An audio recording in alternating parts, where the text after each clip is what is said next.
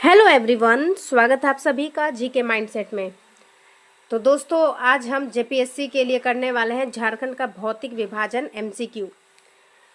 आप इसको टेस्ट की तरह लीजिए और अपना जितना भी स्कोर आपका आता है, जैसे 20 में आपका 20 आया तो 20/20 या फिर 12/20, इस तरह से कमेंट सेक्शन में ज़रूर से ज़रूर बताइएगा। और एक छोटा सा रिक्वेस्ट है, वीडियो पसंद आए तो लाइक शेयर, चैनल को सब्सक्राइब अवश्य कीजिएगा। तो चलिए देखते हैं झारखंड का भौतिक विभाजन एमसीक्यू।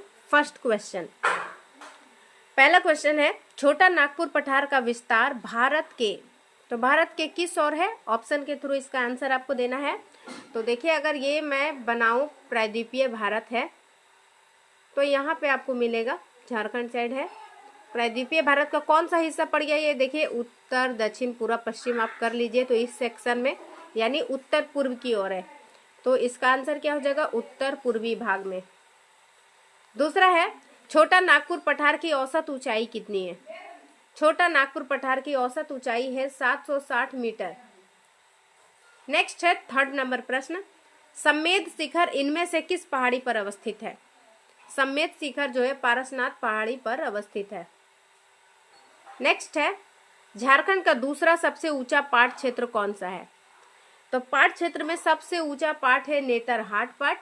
इसमें दूसरा सबसे ऊंचा पूछा जा रहा है तो वो है गणेशपुर पाट। नेतरहाट पाट की ऊंचाई है 1180 मीटर। गणेशपुर पाट की ऊंचाई जो है 1100, देखिए 70 रहता तो अच्छा था लेकिन 71 है। और जनीरा पाट, इसका ऊंचाई भी पूछा जाता है 1142।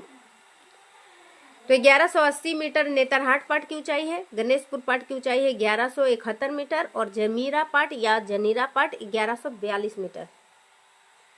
नेक्स्ट है, झारखंड के पाट क्षेत्र की समुद्र तल से औसत ऊंचाई कितनी है?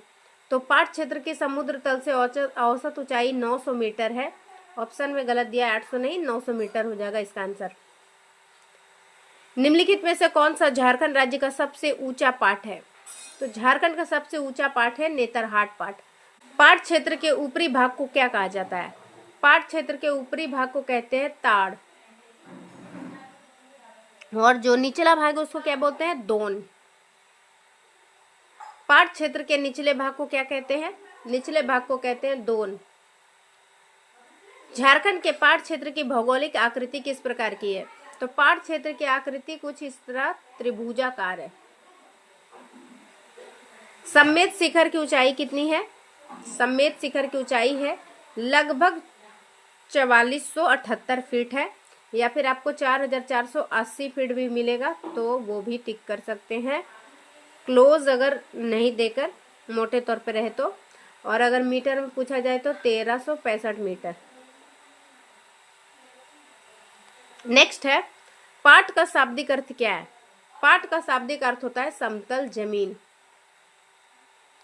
सम्मेद शिखर की औसत ऊंचाई कितनी है? तो इसका औसत नहीं, सॉरी, सम्मेद शिखर की ऊंचाई कितनी है? तो मीटर में 1365 मीटर। पारसनाथ की पहाड़ी किस नदी घाटी के निकट अवस्थित है? ये बराकर नदी घाटी के निकट अवस्थित है।